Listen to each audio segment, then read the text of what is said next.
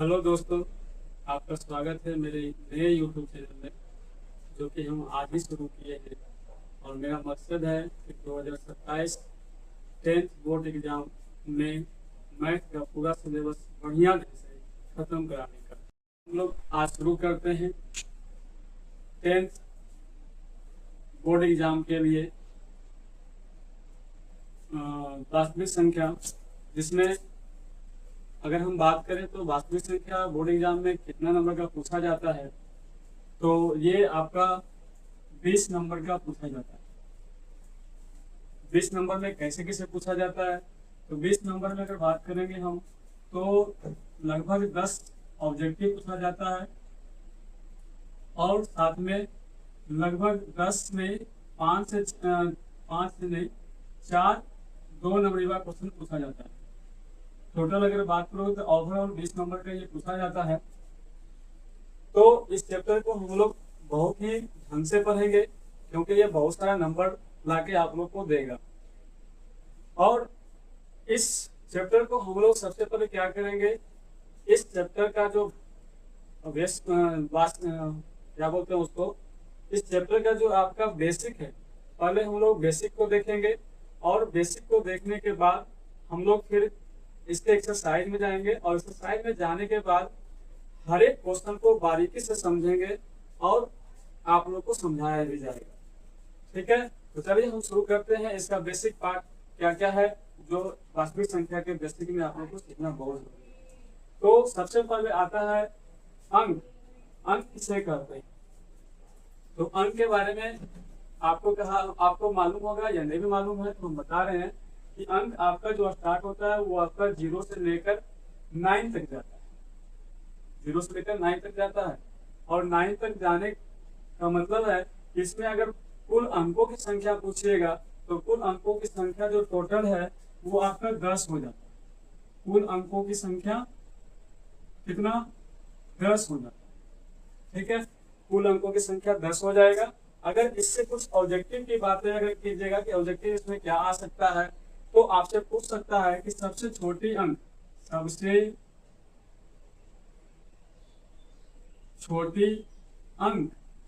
कौन सा होगा, सबसे छोटी अंक कौन सा होगा, कौन सा होगा। तो जवाब है इसका कि सबसे छोटी अंक जो होगा वो आपका 0 होगा। और इसी से अगर घुमा के पूछे या कोई दूसरा क्वेश्चन से निकल सकता है ऑब्जेक्टिव, तो वो आपसे पूछ सकता है कि बताओ इसमें सबसे बड़ी अंक कौन सा होगा, तो इसका जवाब 9 होगा। तो ये 2 ऑब्जेक्टिव आपको अंक से पूछा जा सकता है और पूछा जाता भी है। तो हम लोग अंक को बढ़िया से समझ चुके हैं। अंक के बाद जो अगला टॉपिक आता है समझने के लिए वो प्रकृत संख्या। हम लोग वास्तविक संख्या पढ़ रहे हैं। वास्तविक संख्या के अंतर्गत जो बेसिक है उसको आप लोगों को समझाया जा रहा है। तो इसमें हम आगे जो बात करेंगे वो प्रकृत संख्या के बारे में बात करेंगे। तो प्रकृत संख्या बारे में कहा जाता है कि गिनती की संख्या को प्रकृत संख्या कहते हैं। गिनती की संख्या को प्रकृत संख्या कहते हैं। यहाँ पे एग्जाम्पल दिया हुआ है 1 2 3 4 5 6 7 8 9 अनंत तक। अब प्रकृत संख्या अगर आप समझ चुके हो तो इससे भी ऑब्जेक्टिव निकलेगा। जैसा कि आप लोग को मालूम होगा कि बिहार बोर्ड में जो 10th क्लास का मैथ का एग्जाम होता है उसमें टोटल जो आपका ऑब्जेक्टिव क्वेश्चन है वो आपका 100 पूछा जाता है और 100 में से आपको 50 ही बनाना होगा और 50 छोड़ना होगा, 50 छोड़ना होगा। इसीलिए हम लोग ऑब्जेक्टिव पर विशेष ध्यान देते हुए जहां से जैसे भी ऑब्जेक्टिव निकलेगा जिस भी पॉइंट से उसको विशेष ध्यान देते हुए देखते चलेंगे। तो आगे हम बात करेंगे कि प्रकृत संख्या जो आप कहते हो कि गिनती की संख्या को प्रकृत संख्या कहते हैं, तो इसमें क्या क्या ऑब्जेक्टिव निकल सकता है। तो वही बात फिर से कि सबसे छोटी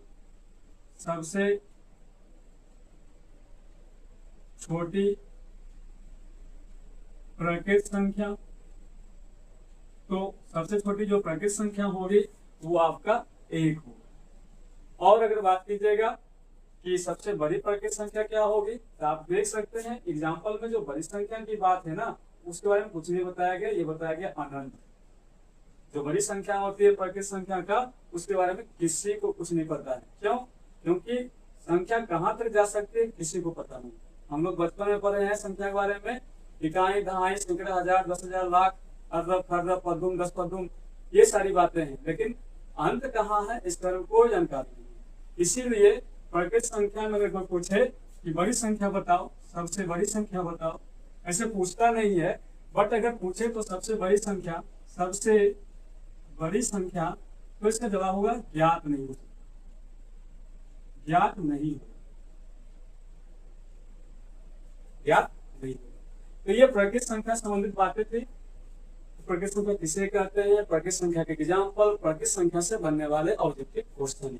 चलिए हम बात करते हैं आगे प्राकृतिक संख्या के बाद पूर्ण संख्या का। पूर्ण संख्या का, तो पूर्ण संख्या के बारे में कहा जाता है, परिभाषा इसका बताया जा रहा है आपको कि प्राकृतिक संख्या में शून्य को शामिल करने पर, प्राकृतिक संख्या जो हम लोग पढ़े हैं अभी 1, 2, 3, 4, 5, 6, 7, इसमें अगर शून्य को शामिल कर लिया जाए, ये जो आपका प्राकृतिक संख्या का जितना भी एग्जाम्पल है उसके आगे शून्य को लगा दे, शून्य को उस फैमिली में डाल दिया जाए, तो ये आपका जो परिभाषा है वो बन जाता है पूर्ण संख्या का। पूर्ण संख्या का परिभाषा क्या हो गया? प्राकृतिक संख्या में शून्य को शामिल करने पर जो संख्याओं का समूह बनता है उसे पूर्ण संख्या कहते हैं।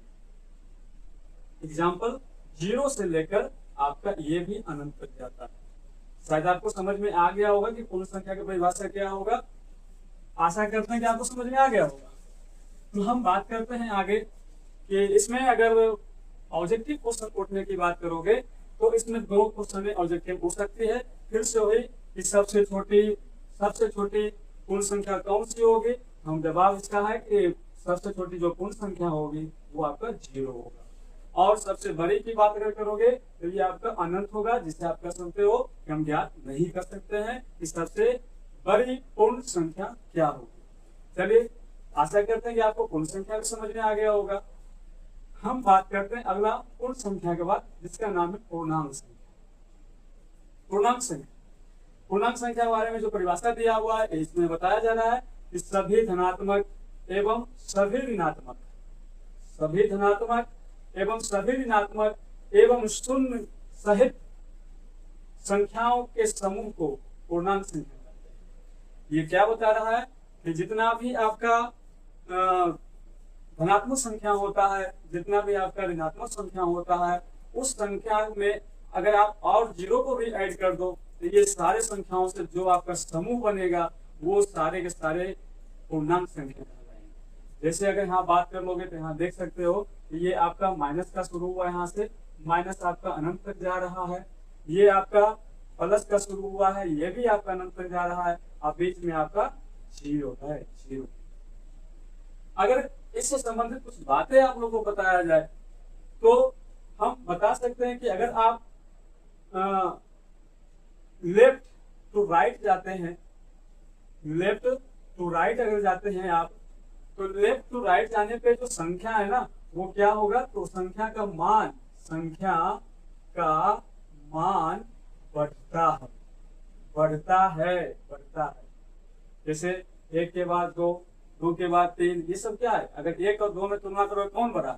तो बड़ा आपका 2 हो जाएगा, तो बढ़ रहा है ना। इसीलिए बोलते हैं कि आप अगर लेफ्ट टू अगर राइट जा रहे हैं तो संख्या का मान बढ़ेगा। इसी का उल्टा अगर आप राइट टू लेफ्ट जाइएगा, राइट टू लेफ्ट जाइएगा तो संख्या का मान घटता है। जैसे अगर हम बात करें कि इधर आप इधर से चल रहे हो तो 1 पर हो, 1 के बाद 0 पे आ गए हो, अगर 1 और 0 में बात करो तो क्या 0 का मान घट रहा है या बढ़ रहा है? इधर जाने पे तो 0 का मान घट रहा है। सबसे बड़ा कंफ्यूजन इस पूर्णांक संख्या में लोगों को होता है कि -5 बड़ा है या -3 बड़ा है। लोगों को लगता है कि -5 मतलब 5, -5 बड़ा, जो कि गलत। ये 5 बड़ा नहीं है, उसको कैसे?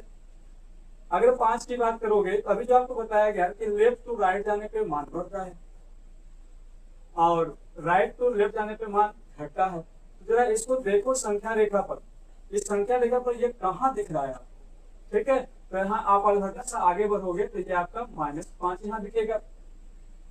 ओके, अब देखो यहाँ पर कि अगर -5 है तो -5 है और -3 को इस तरफ आ रहा है आपका, उधर तो आपका जाएगा नहीं, क्योंकि घटेगा तभी ना जब इधर जाओगे आप, उधर जाओगे तो घटेगा। लेकिन उधर तो जाने की बात नहीं है, आपको 3 पे जाना है। 3 पे जाना है मतलब आपको लेफ्ट टू राइट आना है, लेफ्ट टू राइट आना है। अगर लेफ्ट टू राइट आइएगा इसका मतलब क्या होगा कि लेफ्ट टू राइट आने पे अभी बताया गया था आपको संख्या का मान बढ़ता है। अगर इधर से इधर वाला संख्या पूछोगे तो ये संख्या बड़ा हो जाएगा और ये संख्या आपका छोटा हो जाएगा। तो अगर इसमें बड़ा छोटा की बात हम करते ना आपसे, तो बड़ा छोटा में आपका जो -5 है ना वो छोटा हो जाएगा, -3 आपका बड़ा हो जाएगा।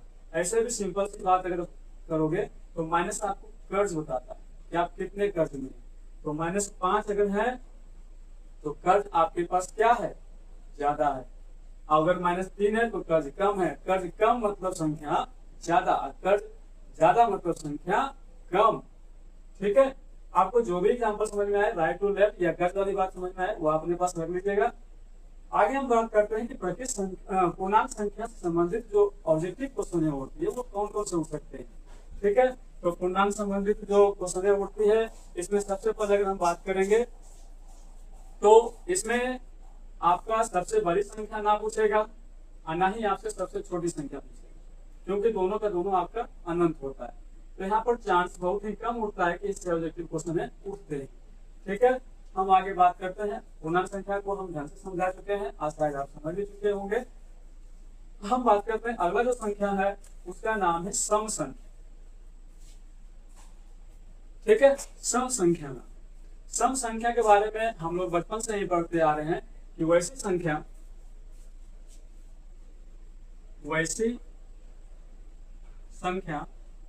जो दो से पूरी तरह विभाजित हो जाए। सम संख्या वैसी संख्या जो 2 से पूरी तरह विभाजित हो जाए। विभाजित का मतलब क्या होता है, विभाजित का मतलब होता है कि कटना। कटना मतलब पूरा भाग लगना, पूरा भाग लगना मतलब शेषफल में 0 आना। तो आप ऐसी संख्या पकड़ो जो 2 से पूरी तरह से कट जाए। अगर ये परिभाषा आपको समझ में नहीं आता है, इसके लिए एक परिभाषा और है। क्या है तो सुनिए, इसके लिए कहा जाता है अगर किसी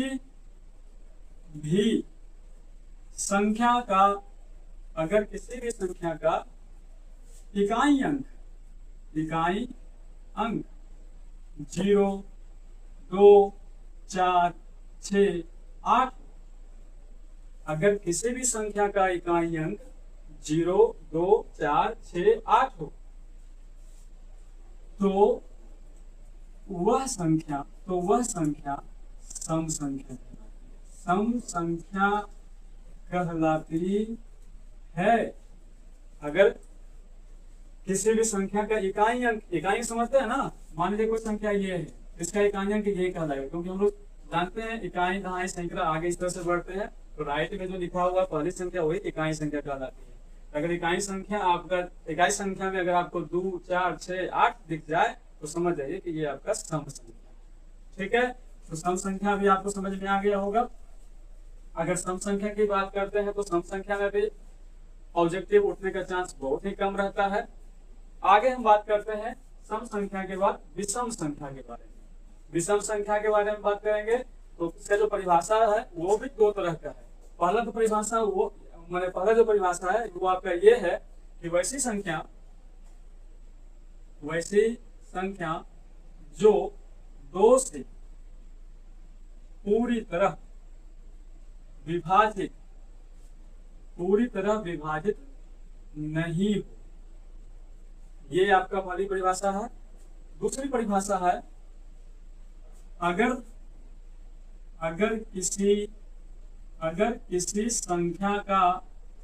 किसी संख्या का इकाई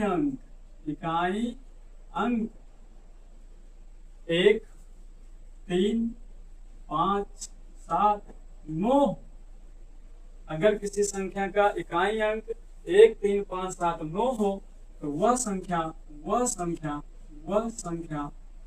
विषम संख्या कहलाती है। विषम संख्या कहलाती है। समझ में आ गया होगा आपको। अगर कोई संख्या है, मान लीजिए 1 2 3 और इसका इकाई अंक चेक करेंगे, अगर 3 इसका इकाई अंक है, इसका मतलब वो विषम संख्या है। शायद आपको विषम संख्या भी समझ में आ गया होगा। विषम संख्या से भी ऑब्जेक्टिव बहुत ही रेयर में निकलता है, नहीं निकलता है, नहीं बराबर निकलता है। ठीक है, आगे हम बात करते हैं। हम लोग सम संख्या बात कर लिए, विषम संख्या बात कर लिए, उसके बाद आभास संख्या की बात करते हैं। आभास संख्या किससे कहते हैं? आभास संख्या का जो दूसरा, आभास संख्या से पहले हम लोग भास संख्या समझेंगे। भास संख्या किससे कहते हैं?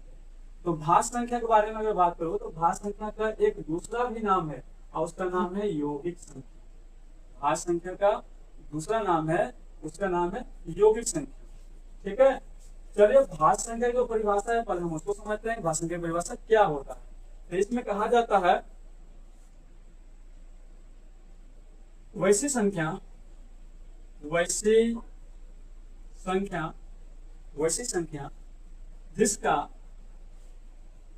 जिसका 2 से अधिक गुणनखंड हो। वैसी संख्या जिसका 2 से अधिक गुणनखंड हो। सिर्फ 2 नहीं, 2 से अधिक गुणनखंड हो। अगर गुणनखंड किसे कहते हैं, आप लोगों के माथा में आ रहा होगा कि गुणनखंड किसे कहते हैं। ठीक है, तो गुणनखंड के बारे में आपको बता दें। एक आपका जो गुणनखंड होता है और एक गुणज होता है, दोनों का चर्चा करेंगे अभी हम, गुणनखंड और गुणज। ठीक है, गुणनखंड के बारे में आप लोग सुने होंगे कि अगर कोई संख्या ले लो और संख्या जिससे कट सकता है वो सारी संख्याएं उसका गुणनखंड कहलाता है। कोई भी संख्या ले लो, जैसे मान लो 16, तो 16 का गुणनखंड क्या क्या हो सकता है? 16 किस किस से कर सकता है?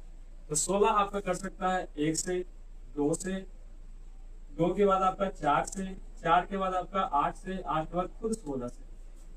16 का यही आपका गुणनखंड कहलाता है। ठीक है, तो हम क्या पढ़ रहे थे? भाज्य संख्या किसे कहेंगे? जिसका 2 से अधिक गुणनखंड हो। अच्छा ये बताओ यहाँ पर कितने गुणनखंड? यहाँ पर तो गिनोगे तो 1 2 3 4 5 गुणनखंड है। 2 से अधिक हुआ ना, इसके मतलब 16 क्या हो जाएगा? 16 आपका भाज्य संख्या हो जाएगा। 16 आपका भाज्य संख्या हो जाएगा। तो यही परिभाषा आप लोग को याद रखना है। वैसी संख्या जिसका 2 से अधिक गुणनखंड हो। वैसी संख्या जिसका 2 से अधिक गुणनखंड हो। गुणनखंड क्या होता है आपको समझा दिया गया है। अगर यहाँ पर एग्जाम्पल की बात करोगे कि भाज्य संख्या का एग्जाम्पल क्या क्या हो सकता है, तो भाज्य संख्या का जो एग्जाम्पल हो सकता है, भाज्य संख्या का जो एग्जाम्पल आपका हो सकता है वो आपका 4 से स्टार्ट होता है। भाज्य संख्या आपका 4 से स्टार्ट होता है। पूछोगे 1 2 क्यों नहीं होता है? 1 आपका नहीं होता, 2 आपका नहीं होता, 3 आपका नहीं होता। ठीक है, किस लिए नहीं होता? क्योंकि 1 2 3 का जो आप गुणनखंड निकालोगे इसका 2 से अधिक गुणनखंड बन भी नहीं करेंगे। ठीक है, जैसे मान लो कि 1 का क्या बनेगा? 1 का तो स्वयं 1 ही बनेगा और कुछ नहीं बनेगा। अगर 2 का बात करोगे तो 1 और 2 बनेगा। 3 का बात करोगे तो 1 और 3 बनेगा, जिसको उल्टे से काट सकता है। इसलिए यहाँ पर 1 से ना स्टार्टअप का भाज्य संख्या नहीं होता है, क्योंकि 2 से अधिक गुणनखंड चाहिए। 2 से कम गुणनखंड रहेगा तभी भी भाज्य संख्या नहीं कर पाएगा। इसलिए हम बात करते हैं कि आपका स्टार्ट ना वो 4 से होता है। 4 के बाद आप क्या 5 हो सकता है? नहीं, 5 नहीं हो सकता। 5 के बाद 6 हो जाएगा, 6 के बाद 7 नहीं होगा, 7 के बाद 8 हो जाएगा, 8 के बाद 9 होगा। यस, 9 होगा। 9 क्यों होगा? क्योंकि 9 को अगर देखोगे तो 1 आपका होगा इसका गुणनखंड, 1 के बाद 3 हो जाएगा, 3 के बाद 9 हो जाएगा। इसका 2 से अधिक गुणनखंड हो गए, इसमें 9 भी होगा। कभी कभी आप लोग लगता है कि 9 नहीं होगा, 9 तो लगता है कि विषम संख्या। नहीं, विषम संख्या भी है और साथ में आपका 9 भाज्य संख्या। ठीक है, 9 हो जाएगा, 9 के बाद आपका 10 हो जाएगा, 10 के बाद आपका 12 हो जाएगा। ये चीज आपका बहुत सारा रहेगा, अनंत तक चलेगा आपका भाज्य संख्या, अनंत तक चलेगा। तो भाज्य संख्या से संबंधित कुछ ऑब्जेक्टिव क्वेश्चन यहाँ पे उठते हैं कि जरा बताइए तो हमको सबसे छोटी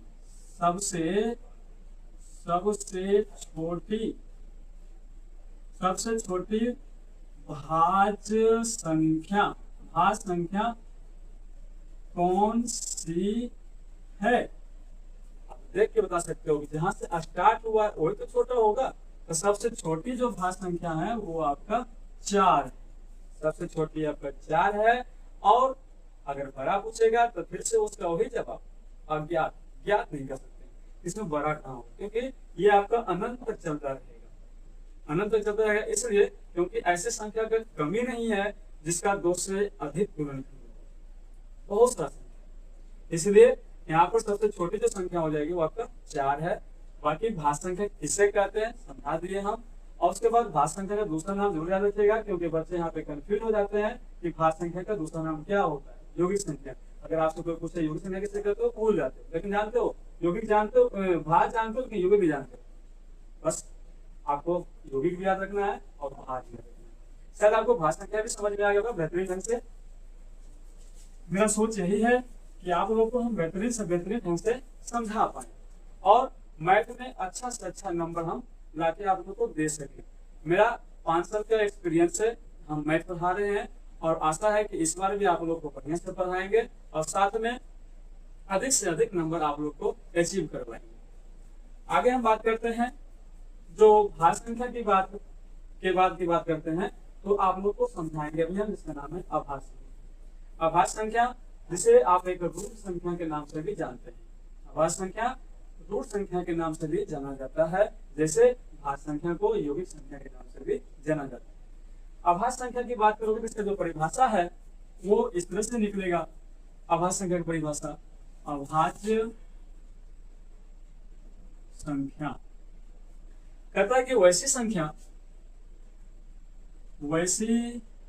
संख्या जिसके केवल और केवल सिर्फ दो ही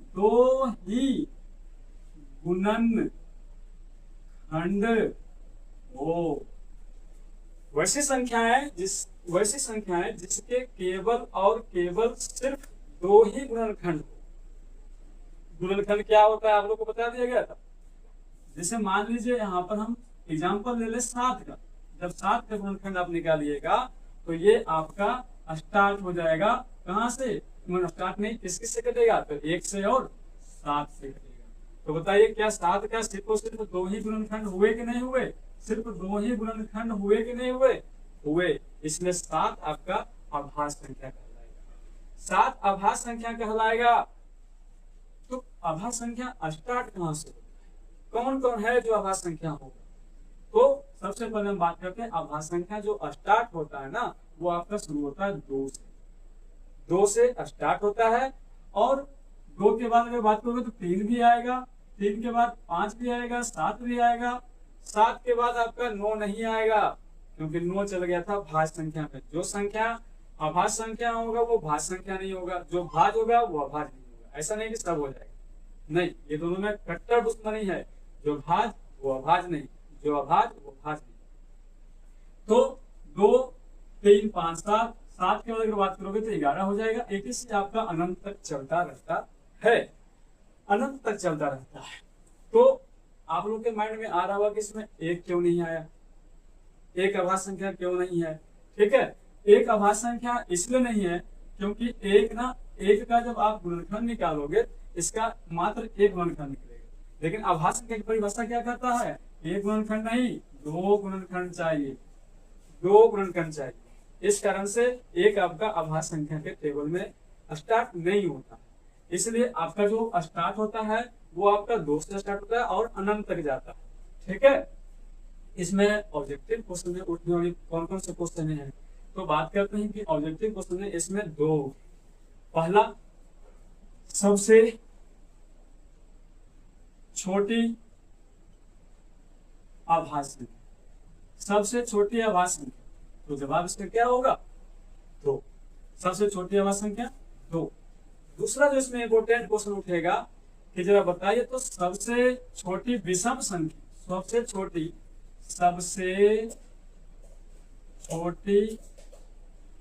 अभाज्य विषम संख्या, विषम संख्या मतलब सबसे छोटी भी हो, सबसे छोटी हो कैसा, अभाज्य भी हो कैसा, विषम भी हो। ये विषम अभाज्य चाहिए आपको, विषम अभाज्य। तो विषम अभाज्य आपका सबसे छोटा आपका 3 हो जाता है। एक इंपॉर्टेंट बात कि इसमें अगर बात करोगे दो एक ऐसा इकलौता अभाज्य संख्या है जो सम संख्या है।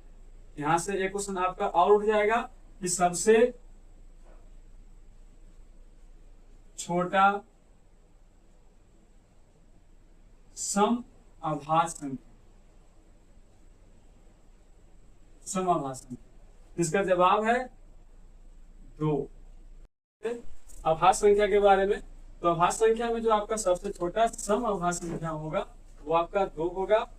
2 आपका 2 जगह आंसर होगा, एक तो आपका सम अभाज्य में भी होगा और दूसरा आपका सबसे छोटी अभाज्य संख्या में भी 2 आंसर होगा, 2 ही इसका आंसर।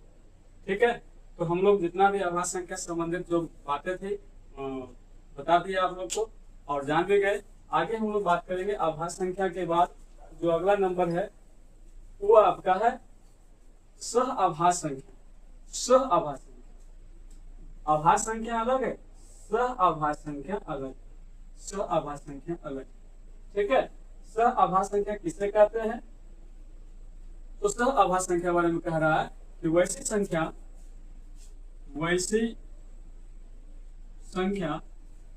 जिसका वैसी दो संख्या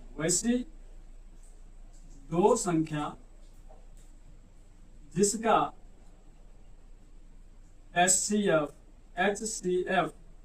1 हो, वैसी 2 संख्या जिसका HCF 1 हो। जैसे 2 और 3 लीजिए, अगर 2 और 3 का HCF निकालिएगा तो चलिए बात करते हैं, निकाल के आपको दिखा दें 2 और 3 का HCF कितना है। तो 3 को अंदर रखेंगे, 2 को बाहर कर देंगे, यहाँ पे 1 बार लगाएंगे, आपका 2 हो जाएगा। 2 के बाद आपका ये आप घटाओगे तो 1 आ जाएगा, 1 आपका फिर ऐसे हो जाएगा, 2 आपका यहाँ पे आ जाएगा, 2 बार लगाओगे यहाँ पे, 2 बार लगाने से ये पूर्णतः कट जाएगा और HCF हर हमेशा इधर वाला। तो अगर 2 और 3 का HCF की बात करोगे तो यहाँ पर दोनों का HCF क्या है? 1 है। तो यहाँ पे आपका 1000 एग्जाम्पल हो सकता है जिसमें अगर 2 संख्या पकड़ो और दोनों का HCF 1 आ जाए। अगर एग्जाम्पल की बात कर लो तो ये आपका 2 हो गया, आगे आपका 5 और 7 भी हो सकता है, आगे आपका 11 और 13 भी हो सकता है। जिसका HCF 2 संख्या पकड़ने वाला HCF 1 आएगा, वो सारी संख्याएं आपका क्या कहलाएगा? सह अभाज्य, सह अभाज्य संख्या। वैसी 2 संख्याएं जिसका HCF 1 हो, वो आपका सह अभाज्य कहलाएगा, सह अभाज्य कहलाएगा। ठीक है, आज का लास्ट टॉपिक जो मेरा है हम लोग का, उसका नाम है जुड़वा अभाज्य संख्या। जुड़वा अभाज्य संख्या, जुड़वा अभाज्य संख्या कहता है कि वैसी 2 अभाज्य संख्याएं, चलिए यहां पर लिख देते हैं आप लोग के लिए, जुड़वा अभाज्य संख्या, जुड़वा अभाज्य संख्या। वैसी 2 अभाज्य संख्या, वैसी 2 अभाज्य संख्या, वैसी 2 अभाज्य संख्या जिसके बीच का अंतर, जिसके बीच का अंतर 2 हो, जिसके बीच का अंतर 2 हो। जैसे अगर एग्जाम्पल की बात कर लोगे, एग्जाम्पल में आपका 3 और 5, 3 भी आपका अभाज्य संख्या है और 5 भी आपका अभाज्य संख्या, 2 अभाज्य संख्या, 3 भी अभाज्य संख्या, 5 भी अभाज्य संख्या। जब दोनों का अंतर निकालोगे, 5 में से 3 घटाओगे तो 2 आ जाएगा। तो ये आपका ये जो जोड़ा है, ये जोड़ा क्या कहलाएगा? ये जोड़ा आपका जुड़वा अभाज्य संख्या कहलाएगा, जुड़वा अभाज्य संख्या। वैसे में एग्जाम्पल और ले सकते हो, 5 और 7, 5 और 7 भी आपका जुड़वा अभाज्य संख्या कहलाएगा। 5 7 के बाद अगर आप बात करोगे तो आपका 11 और 13 भी अभाज्य संख्या, जुड़वा अभाज्य संख्या कहलाएगा।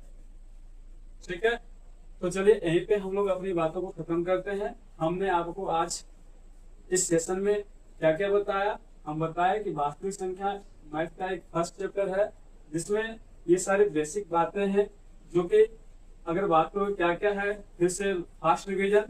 तो अंक किसे कहते हैं, प्राकृत संख्या किसे कहते हैं, पूर्ण संख्या किसे कहते हैं, पूर्णांक संख्या किसे कहते हैं, सम संख्या किसे कहते हैं, विषम संख्या किसे कहते हैं, भाज्य या यौगिक संख्या किसे कहते हैं, अभाज्य या रूट संख्या किसे कहते हैं, सअभाज्य संख्या किसे कहते हैं, जुड़वा आभाज्य संख्या किसे कहते हैं, आपको बेहतरीन ढंग से बताया गया। अगर हमारे द्वारा बताया गया सारी बातें आपको अगर अच्छी लगे तो इसे लाइक, सब्सक्राइब और शेयर जरूर करें। धन्यवाद।